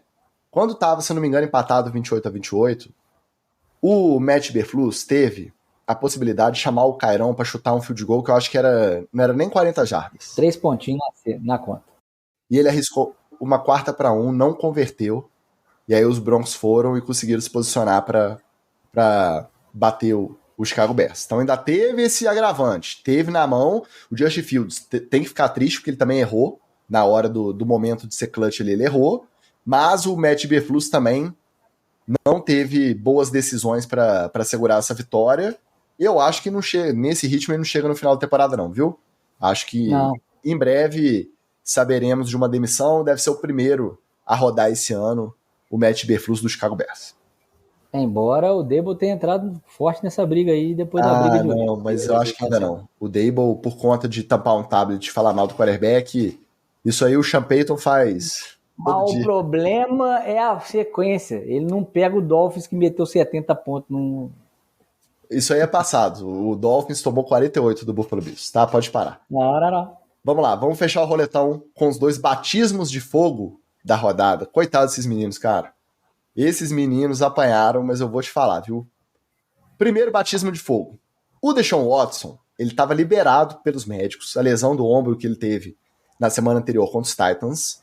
os médicos liberaram ele para jogo. Antes do jogo, ele fez os aquecimentos ali e falou assim, ó, não vai dar para mim não, tá? Deu ruim. Não tô me sentindo bem. Talvez tenha passado na cabeça dele, tô com medo dessa defesa aí, que essa defesa tá braba. Tem um tal de Roquan Smith ali do outro lado, que vai me macetar, eu não vou arriscar meu ombro. Semana que vem eu tô de bye, daqui a 2, 3 semanas eu volto e vou estar recuperado. Foi pra jogo então quem? O nosso glorioso Dorian Thompson-Robinson, o DTR, o DTR. Exatamente, um dos fenômenos da pré-temporada. Coitado, além de não conseguir fazer nada, ele apanhou, mas parecia que tava fazendo um revezamento da linha ali, ó. Eles combinavam, cada hora ia um pelo menos dar uma chegadinha nele. Quando não era sec, era aquele hitzinho ali só pra ficar esperto. Final de jogo, 28-3 para os Ravens, com o ataque funcionando legal. Lamar Jackson, uma estatística interessante e surpreendente, de certa forma. Primeiro jogo da carreira do Lamar, que ele converteu 2 touchdowns corridos ele mesmo e lançou para 2 touchdowns. No ano de MVP, lá em 2019, eu achei que isso seria uma estatística que seria provável dele já ter alcançado, mas não. Primeira vez, 2 touchdowns correndo e 2 lançados, aí realmente não tinha muito o que o DTR fazia para reverter. E a defesa dos Browns, que era até então considerada a melhor da liga, que estava amassando todo mundo, simplesmente não teve resposta para o ataque dos Ravens. Não, e realmente ainda perdeu um bom jogador, o Myles Garrett ainda torceu o tornozelo ainda, tava funcionando nada. Foi aquele dia que era noite para o Cleveland Browns, mas o Ravens aproveitou e ó, a galera dá uma baixada. Tá, a galera do Ravens valoriza ele, mas ó, cara, o Mark Andrews é um grande jogador de futebol americano, tá? Se não é o melhor, tá ali, ó, nas cabeças com o Travis Kelce para ser um dos melhores tight ends no jogo. Porque ele faz de tudo, cara. Ele bloqueia, ele faz fake, faz rota em profundidade e domina na endzone. É um cara extremamente confiável e o Lamar Jackson já até aproveitou ele para fazer corrida, né? O fake de passe cruzado para o Andrews abre um corredor para ele e ele vai trotando para a endzone. Então, olho no Mark Andrews, que é o alvo número 1 do Lamar Jackson e que é um cara que merece respeito, tanto respeito quanto o Travis Kelce. E a gente, falando um pouquinho do outro lado da bola, né, a gente deseja todo o azar do mundo para o Deshaun Watson, mas a gente deseja que ele esteja, o camisa 4, esteja em campo para apanhar desse jeito. Eu não quero que ele afine, não. Porque quando foi para poder chamar as massagistas lá para poder fazer massagem nele, no ombro dele, ele chamou. Agora ele vê os caras lá de 3 dígitos na frente dele e fala assim, opa, não vou não. E afina, fica em campo, filho. Fica em campo para apanhar assim. O Mark Andrews sempre foi o alvo preferido do Lamar. Então, desde a temporada de MVP, sempre foi a bola de segurança. Quando ele não inventa de ter drop, que já teve jogo também que ele matou a gente de raiva, com 3 drops em momentos cruciais. Mas quando ele não tá pra drop, quando ele tá concentradinho e consegue segurar as bolas, ou também às vezes de lá pra cá, ele treinou mais para se aprimorar nessa questão de segurança na hora de receber. Então, realmente, não tenho lembrança recente de drop, não. Ele é uma arma muito importante e a bola de segurança, os dois estão mais do que sintonizados ali, entrosados. Pode vir o Odell Beckham, pode vir Zay Flowers, a bola de segurança vai ser sempre o Mark Andrews. O outro ponto só interessante desse jogo foi que, durante a semana, o tight end dos Browns, o David Njoku, ele se queimou gravemente, acendendo, não sei se uma lareira ou uma fogueira, mas jogou algum produto inflamável ali, foi riscar o fósforo. Aquela cena do Homer Simpson, né? No desenho, que ele aperta vários negócios de fluido de esquerda. Acendedor, exatamente. E eu sei que ele teve queimaduras graves nos braços e no rosto, ao ponto dele ser dúvida para o jogo se ele ia conseguir vestir o capacete, por conta da posição ali da máscara do capacete, do encaixe onde ele se queimou. Acabou que ele foi para jogo, ainda chegou mascarado com a máscara de Halloween no estádio, ainda chamou atenção porque ele tava todo de mauzão. Ó, o cara é brabo, tá? Pra queimar a cara, queimar uma boa parte do lado superior do corpo e ir jogar futebol americano, cara, poucos dias depois, tem que reconhecer que o cara é brabo. Deve ser fácil. Aí, ó. Olha o chat aí, ó. Olha quem chegou. Nosso Marcelo Faria, que tem lugar de fala. Falou que, opa, queimadura, cheguei. O nosso Escolástico também atrasou, hein, ó. Flávio Venâncio e Escolástico hoje decepcionaram, hein? Então sempre ali no top 3 do chat, hoje eles demoraram, hein? Os Flávios, nossos gloriosos Flávios. Mas o Diogo é um cara grande, e eu imagino que se ele queimou os braços e o rosto, eu deveria ter queimado o corpo inteiro. O corpo inteiro, imagina o tamanho da labareda.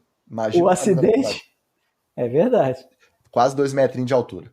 Pra fechar o roletão, vamos lá, Wally. Chargers 24-17 Las Vegas Raiders no batismo de fogo do Aiden O'Connell, porque o Jimmy Garoppolo foi diagnosticado com uma concussão depois do jogo da semana passada.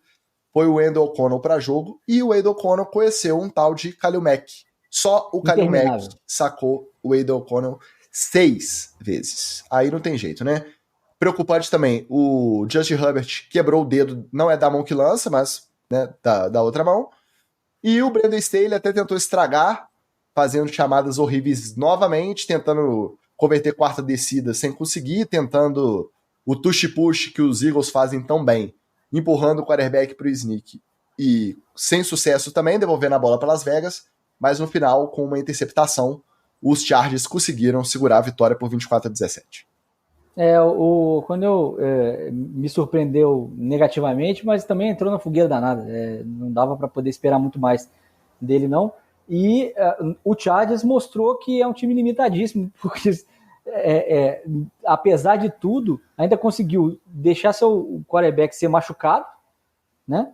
Com o Khalil Mack jogando pra caramba, não conseguia converter as grandes posições de campo que ficava, e realmente é impossível você pensar que na NFL de hoje, o cara com o dedo médio emendado no outro, aí depois com a luva por cima da luva emendado, vai ter que jogar até o final do jogo para você conseguir ganhar de um time do Raiders que está perdido e que chegou com quarterback reserva. É absurdo para mim essa situação.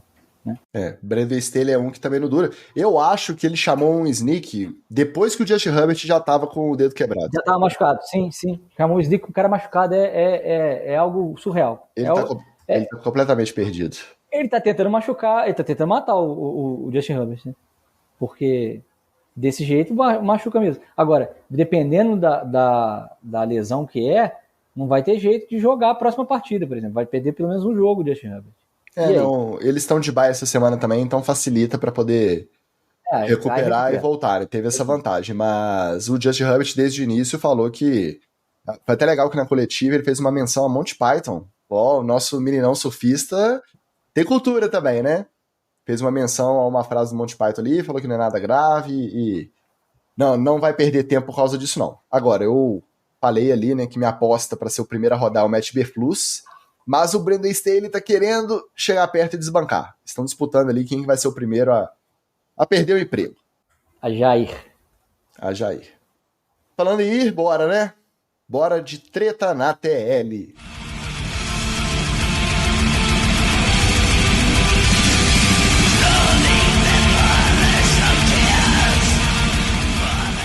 Nosso Gustavo Neto também passou deixando o seu boa noite, mandando uns beijos. Beijo, Netão!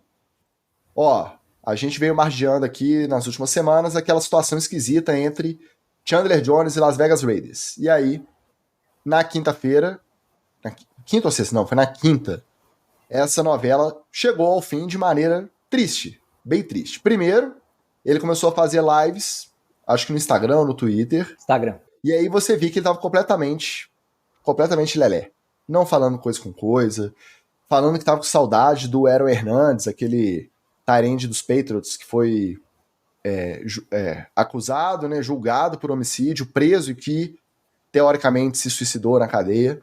Ele falou que ele não se suicidou, né, que ele não tirou a própria vida.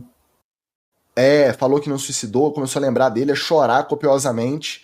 Então dava pra ver que não estava legal. Na sexta-feira, ele descumpriu a medida protetiva, né? Não, a polícia não divulgou quem era a vítima que tinha essa medida protetiva contra o Chandler Jones, mas ele foi preso. Na sequência, o Las Vegas Raiders foi e dispensou finalmente, cortou o Chandler Jones. E aí, essa história tá rendendo desde a última semana do off-season. Então tem meses aí sem lidar, sem informação direito por parte do time, em pleno final de Setembro Amarelo, Wallace. Mais um exemplo péssimo de como que a NFL lida com o problema da saúde mental dos seus jogadores. Não sendo aposta, a NFL não sabe lidar. Eu acho que o único assunto que ela lida com mais ou menos severidade e levando a sério é a aposta. Porque, eles reformulam política e tal. É impressionante, cara. Eram pedidos de ajuda, eram gritos de ajuda. E a NFL, o Raiders, ninguém soube acolher, fazer algo pelo jogador que estava suplicando por estar debilitado mentalmente. E agora é meio que um abandono, né? Usaram a carcaça dele e jogaram o resto por isso. Porque aí o que faltava só para eles poderem tomar a iniciativa do corte sem depois serem recriminados era isso, ó, foi preso. Então realmente, ó, está envolvido com a polícia, descumpriu medida protetiva, agora a responsabilidade não é mais nossa, tá cortado, segue sua vida aí e se vira pra lá. Pois é, quando os sinais já eram claros desde a off-season, pelo menos, né? E eles, como acompanham o jogador para e passo, eles já deviam ter esses sinais há muito mais tempo. Então, é mais um péssimo exemplo da NFL e do Raiders, principalmente como instituição, e esse assunto principalmente de saúde mental e associada aos lesões pós-traumáticas tem que ser melhor endereçado na NFL como um todo. E lembrando que quando a gente critica os Raiders, a gente não está falando da fábrica, da loja da esquina que não está sabendo lidar com um funcionário com problema de sanidade mental, não. A gente está falando de uma empresa bilionária que não se move o mínimo para poder reverter uma situação dessa, para dar um suporte, para entender o que está acontecendo. Então, foi preso. Na teoria, tem um departamento inteiro, né, Ticas, para cuidar disso. Pois é, e o problema não é só esse, que foi na sexta-feira o corte, chega no domingo, rodada cheia, jogo atrás de jogo, e não toma conta do noticiário, a NFL não tá nem aí, a gente também não tem como, o nosso interesse vai ser, né, transferido para os jogos, para as disputas dentro de campo, passa batido um corte desse com um cara claramente com problema de saúde mental e que ninguém se moveu para resolver. É triste, mas é a realidade do esporte e a gente vai seguindo, né? Vamos ver o que vai ser do futuro dele, né? Se ele vai conseguir se cuidar, se ele vai conseguir reverter, dar a volta por cima desse caso aí, porque foi muito triste, cara. A forma como as coisas aconteceram foi bem preocupante. Agora vamos falar de coisa boa. Jared Goff, um cara subestimado, de certa forma, mas muito recriminado. Galera sempre criticou muito, desde os tempos que ele foi dispensado do Los Angeles Rams, pelo Sean McVay. E aí ele vai lá na quinta-feira, dá uma sapecada no Green Bay Packers. E ele tira uma onda bem tirada na resenha do final de jogo. O Amazon Prime, que é a emissora que tem os direitos do Thursday Night nos Estados Unidos, monta aquela bancada da resenha na sideline ali, com campo de fundo e tal, e chama os jogadores para participar. Aí ele foi lá, dá a sua entrevista. Vou voltar um pouquinho, né? É a mesma bancada que faz o pré-jogo. No pré-jogo, o Ryan Fitzpatrick, que é um dos componentes comentaristas da mesa ali, falou que o Jared Goff é algo tipo como o Poor Man Matt Ryan, que é um Matt Ryan de baixo orçamento, ou a gente gosta de brincar aqui, o Matt Ryan sem vidro elétrico. Isso antes do jogo, você imagina. Jared Goff estava lá se aquecendo, tá rolando o pré-jogo, Jared Goff foi, jogou, ganhou, foi dar entrevista depois na bancada, na resenha pós-jogo, e o Jared Goff já estava sabendo que o Fitzpatrick falou. São as redes sociais. E aí, o Jared Goff foi e questionou o Fitzpatrick, falando que esperava que ele tinha jogado, né, pros padrões do Fitzpatrick, e que ele não se achava Matt Ryan de baixo orçamento. Cara, o Fitzpatrick ficou todo errado. Falou, não, mas o Matt Ryan é um ótimo jogador, você jogou muito bem. A bancada foi a loucura.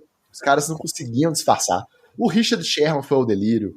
O Tony Gonzalez deu pala. O Andrew Whitworth ficou sem graça ali, ele é grandão, né? Ele rindo, meio amarelo, sem saber o que fazer. Mas enfim, autoconfiança é importante, com certeza. Mas cantar essa vantagem toda, Wallace. Mesmo depois, bater os Packers na casa deles e tal. Você não pode acabar se voltando contra o Jared Goff, não. Eu sei que ele já escutou muito desaforo na carreira, mas é bom pegar leve também, né? Não comemorar muito antes da hora, não. Semana 4 ainda. Então, eu nem acho que ele seja um Matt Ryan sem vida elétrica. Eu acho que ele é realmente um young Kirk Cousins. O Jared Goff é um Kirk Cousins mais novo. Porque eu já estou aderindo à teoria que está rolando aí direto no Twitter e no X, né? E no Instagram, de que todos os QBs, tirando alguns da NFL, são o Kirk Cousins. Tem o Black Kirk Cousins, tem o primo do Kirk Cousins, que é o Ryan Tannehill, tem o Kirk Cousins. Então, todos são uma forma de Kirk Cousins. E o Jared Goff, para mim, acho que é um young Kirk Cousins, é o Kirk Cousins mais novo. Eu acho que ele é um ótimo exemplo de volta por cima. Em algum momento ali, até no começo do segundo ano dele, já em Detroit, a gente tinha dúvida se ele seria, né, uma resposta ali a médio prazo, e ele continuou trabalhando, não ficava reclamando e tal. Por isso que é até estranho ele tirar essa onda, porque ele sempre foi um cara muito centrado, ele sempre foi um cara muito, né, sério, ouvia desaforo, ficava na dele. Agora ele começou a descontar, tá igual o Tua lá no começo do ano, né? Ouviu o desaforo um tempinho e agora tá começando a responder. Então, assim, legal, gostei, achei maneiro, mas tem que tomar cuidado com a marra também. A marra não pode vir voltar muito antes do trabalho, não. Tem que vir junto.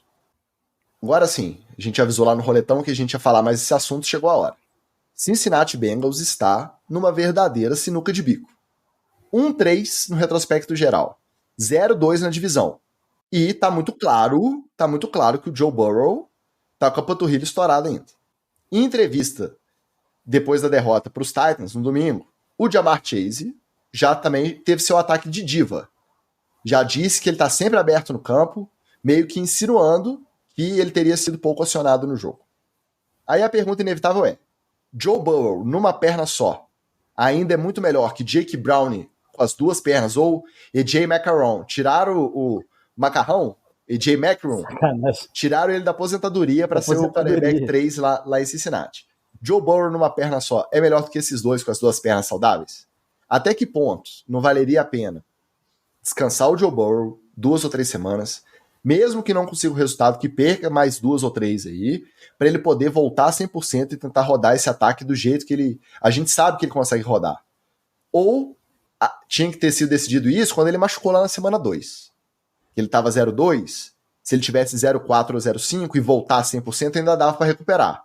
Agora já não dá mais. Você acha que o buraco dos Bengals já está fundo demais, mesmo com só 4 rodadas disputadas? Não, eu acho que é difícil recuperar desse buraco, principalmente por causa do 0-2 na divisão, né, cara? Acho muito difícil. Acho que agora é estacionar o Joe Burrow mesmo, esperar quanto tempo que ele leva para se recuperar. E panturrilha, pelo que a gente sabe, no mínimo 2, 3 semanas ele vai perder. E eu não contaria com esses jogos. Eu acho o Joe Burrow melhor do que o Browning e que o McCarron, até com uma perna só que ele com uma perna só não está adiantando. Então, ele vai estar perdendo, capaz de perder mais tempo se ele agravar a lesão. Então, bota o Browning, não é esse cara que vocês botaram para ser reserva? Bota o cara em campo, relaxa e pensa numa temporada de reconstrução lá para frente. Você já tem um grande alvo, já tem um grande quarterback, já tem uma boa linha, uma defesa direitinho. Quem sabe vocês precisam de 1 ou 2 peças de primeira rodada, né? Vocês conseguem aí o first pick, que não for um second pick lá e tal, trocam para mais uma posição na primeira rodada e dá rebuild no Bengals. Eu não arriscaria a saúde do Joe Burrow para o futuro e também não arriscaria tentar uma recuperação com ele em campo nessa temporada. Esse 0-2 agora, já com 4 rodadas, pesa muito, porque se você for colocar, é 1/3 da divisão. Exatamente. Isso é um indício também de má gestão, seja da comissão técnica, seja do GM. Sim. Por quê? Quando lá na semana 3 contra os Rams, que ele até ganhou, mas já reclamando que a lesão tinha sido reagravada, se vira o Zac Taylor ou vira o GM dos Bengals e fala: cara, não importa que você assinou o maior contrato aí, tá ganhando muito dinheiro, não é você que decide se você vai querer jogar ou não. Você tem que se resguardar pra se recuperar 100% e voltar. Até por isso, né? Você tá pagando tanta grana pro cara, tá pagando todo o dinheiro. E essa lesão, ela foi reagravada na semana 2, mas ela tá vindo desde o começo do training camp. A gente fez piada aqui, ele não gosta de training camp. Arruma sempre uma lesão para participar. O problema é que agora, um 3, não sei, Wallace, eu acho que o buraco já tá fundo demais. Ele continuando jogando meia bomba ou botando Jake Brown até ele sarar, eu acho que essa temporada já tá perdida. Não sei se tem solução, se reverte, não. A tabela é difícil, já perdeu os jogos em casa, então, não sei, acho que tá ruim pros Bengals saírem desse buraco. Eu acho que esse ano não pega playoff não, viu? Vamos ver. Olha só, já fazer um agradecimento aqui ao vivo. Eu estou direto da Flurbs House, aqui em BH. Ele que acaba de chegar aqui. Eu só não mostro o Flurbs para vocês, e eu sei que o chat é a loucura, porque ele está de cueca neste momento aqui e vai entrar numa partida de Overwatch aí para ficar para sempre. Não, Overwatch não. Segundo ele, não é Overwatch não. Velho que joga Overwatch. Então, além de ser bem tratado, você ainda está tendo essa visão do paraíso aí. Arthur Melandri só de cuecas do seu lado. Mande Exatamente. Um beijo. Se vocês escutarem xingamentos aqui, ele falando com os amiguinhos, tá? Mande um beijo para esse lindo e agradeça o espaço para podermos promover o NFL, etc., já que o nosso outro integrante teve imprevisto aí, chamado Daniel Jones apanhando. É verdade. Vamos lá, vamos fechar o treta também. Os Panthers, que já citamos anteriormente, estão 0-4. O Miles Sanders correu para 19 jardas na partida contra os Vikings. Seu time tomou uma vaia homérica saindo de campo, mas o Miles Sanders ainda teve coragem de reclamar da torcida, dizendo que isso definitivamente não é legal, especialmente jogando em casa, ouvir a torcida vaiando desse jeito, não é legal. Aí a pergunta que fica é, torcedor tem que ter paciência com o rebuild ou não tem? Paciência não tem que ter não, Ticas, mas tem que entender. Porque ele não vai de um passe de mágica transformar o time dele num grande time, ou o time vai virar uma seleção. Só tem 2 jeitos de você construir um time no futebol americano. Ou você pega picks altos, né, e trocando seus principais jogadores para poder refazer todo o elenco, ou então você troca picks altos, ou você já vai ter que ter essas picks altas para poder pegar jogadores de outros times de talento. É só essas 2 formas. Não tem um milionário saudita que vai chegar e comprar jogador para você. O torcedor ele tem que torcer e vibrar e querer que seu time vença sempre. Mas as cobranças têm que ser um pouquinho menores, né? Eu acho que entender rebuild eu entendo. Eu vou contra você nessa, tá? O cara tá lá pagando $200 no ingresso, $20 na cerveja, $8 num cachorro quente vagabundo, que é só aquela bisnaga magrela com uma salsichinha no meio. E aí você vê... No vapor, né? Os Vikings também maior saco de pancada, e o seu time não consegue produzir nada contra aquela defesa que apanhou de todo mundo até agora. Foi o segundo confronto dos 2-0-3, né? Foi o Vikings e Panthers e aquele que a gente falou antes, o Broncos e Bears. Aí a sua esperança de conseguir uma vitóriazinha para dar um gás aí no Bryce Young, para dar uma tranquilidade no trabalho, o time não rende, o time não anda. Tem mais que vaiar. A torcida de Filadélfia tava vaiando o Jalen Hurts no intervalo do jogo contra o Commanders, né? O Commanders. Por que não pode ir lá de Carolina meter a vaia 0-4? Tem que meter vaia mesmo. Eu acho que tá no direito, faz parte e tá tudo bem. O torcedor tem sempre razão. Por mais corneta que ele seja, o torcedor tem sempre razão. Não, mas agora, vaiar, pode vaiar, agora, mas tem que entender que é rebuild. Não, tem que entender, mas... O famoso tem que entender, tem que aceitar. Uma coisa é você fazer um rebuild e você perder também, mesmo para um dos times piores da liga, mas, né, brigando, alguma coisa acontecendo. Não tem nada acontecendo. Tem que vaiar, exatamente. Fabiano Bispo, mais um atrasadinho hoje, hein? A galera que chega cedo hoje chegou toda tarde, parece que combinou. Fabiano Bispo estava jogando, vou denunciar aqui, denúncia. Estava jogando um outro esporte no domingo, no treino do Imperadores, estavam praticando outro esporte, tá? Começa com voo e termina com lei. Ah, não acredito. Não acredito. Denúncia! Grave, choquei, grave. Bom, vamos finalizar então essa bagunça. Bora de TD ou fumble. Acertou a miserável.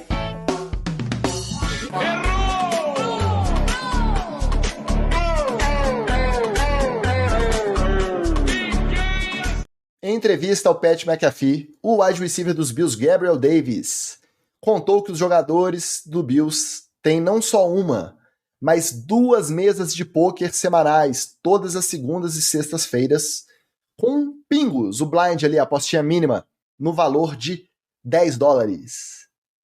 Passatempo saudável ou perigo de vício, TD ou fumble? Ô, Ticas, pra mim é TD, porque eles não estão se juntando ao Kyler Murray jogando CS. Pra mim é TD. Cara, eu gosto muito de pôquer.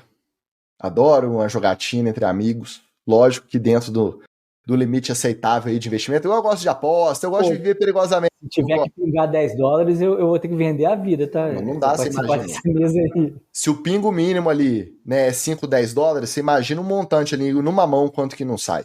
Tudo bem que para eles, né, o pingo $5, $10 para eles é a mesma coisa que o pingo 10, 20 centavos pra gente. Mas, mesmo assim, 2 vezes por semana, com um valor desse, eu sei que integra, que a amizade é importante, mas eu, se fosse o Brandon Beane, o GM lá, ficava meio de olho nessa jogatina aí. Se fosse cacheta, pif-paf, buraco. Cacheta, pois é, o truco, ladrão, né? Pois é, melhor, mas tá envolvendo a grana, a política de apostas aí é perigosa, eu vou dar fumble porque eu acho que tá demais. Se fosse 15 dias, uma vez por mês, pra integrar a galera, se for no off-season, você não tá aí no ritmo de jogo, mas 2 vezes por semana durante a temporada, eu vou dar fumble pra galera do Bills aí da jogatina, viu? Pra mim, só não ser joguinho de computador e PlayStation já tá ótimo. Estão vivendo perigosamente.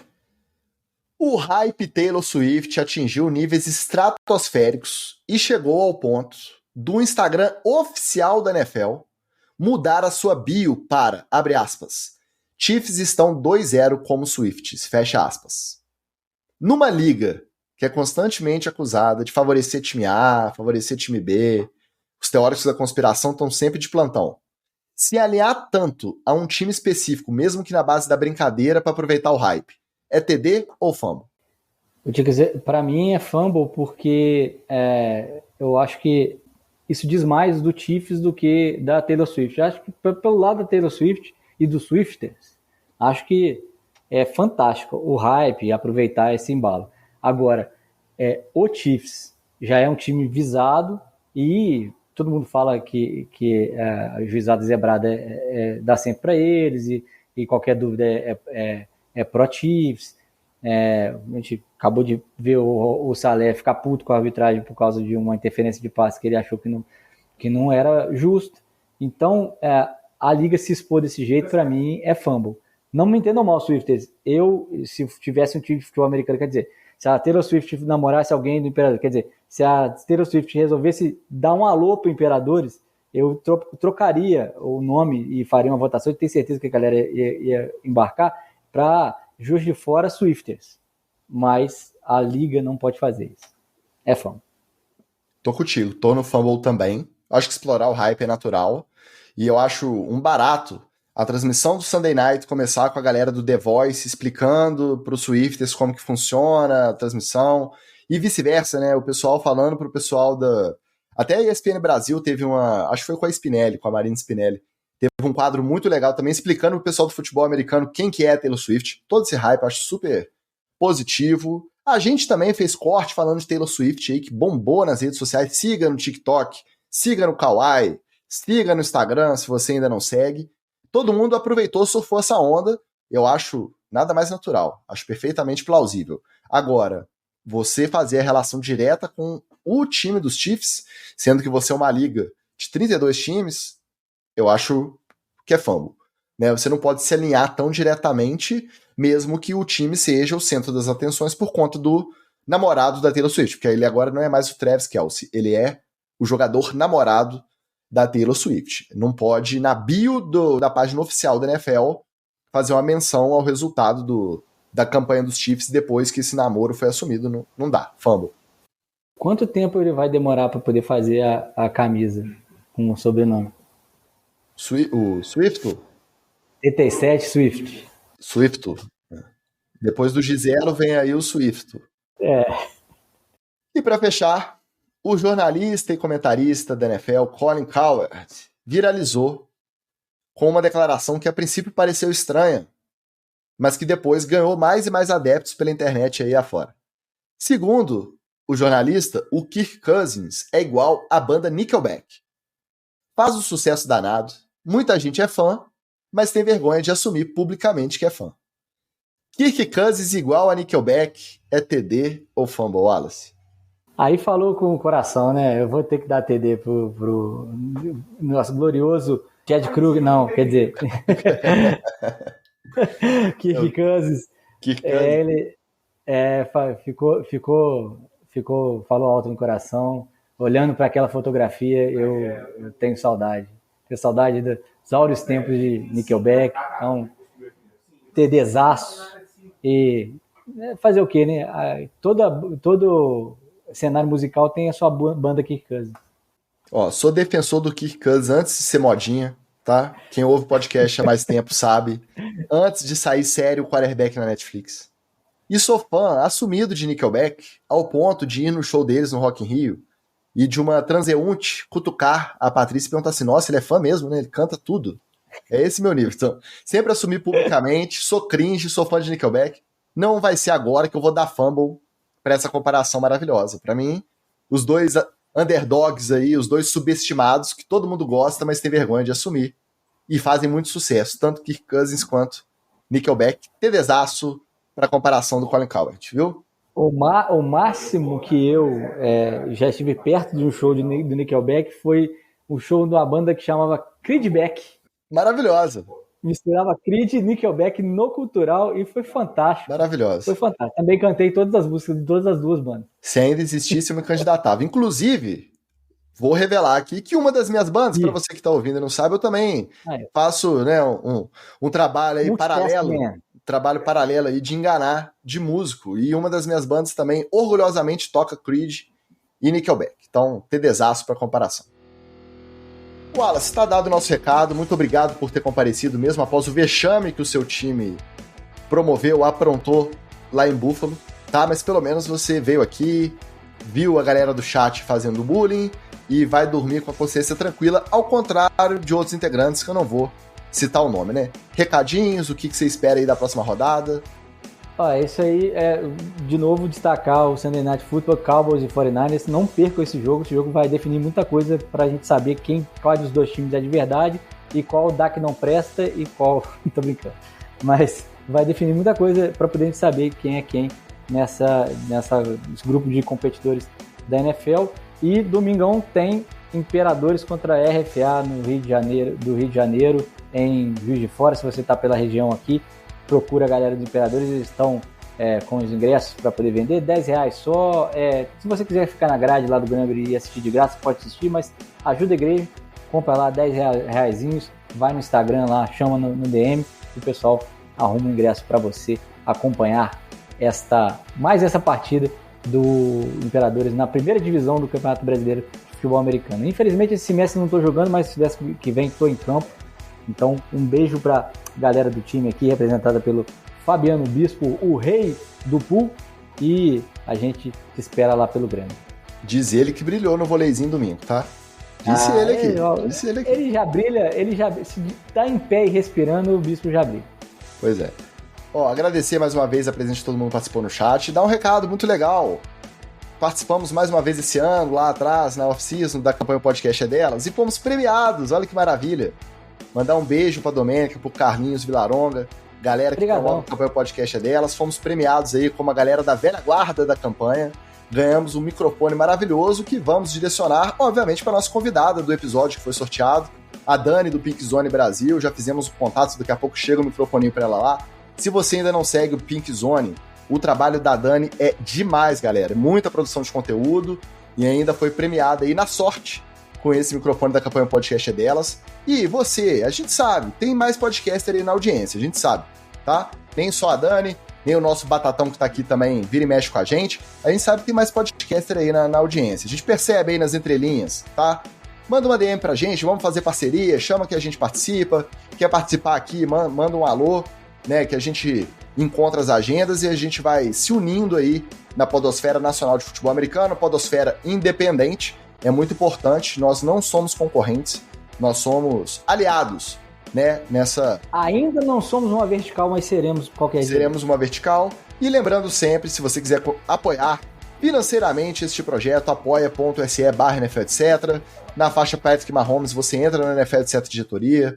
Esse grupo que a gente cansa de falar aqui é um grupo que faz companhia nas rodadas, é demais e fora das rodadas também, tá? Um grupo maravilhoso. Muito obrigado a todos os nossos apoiadores.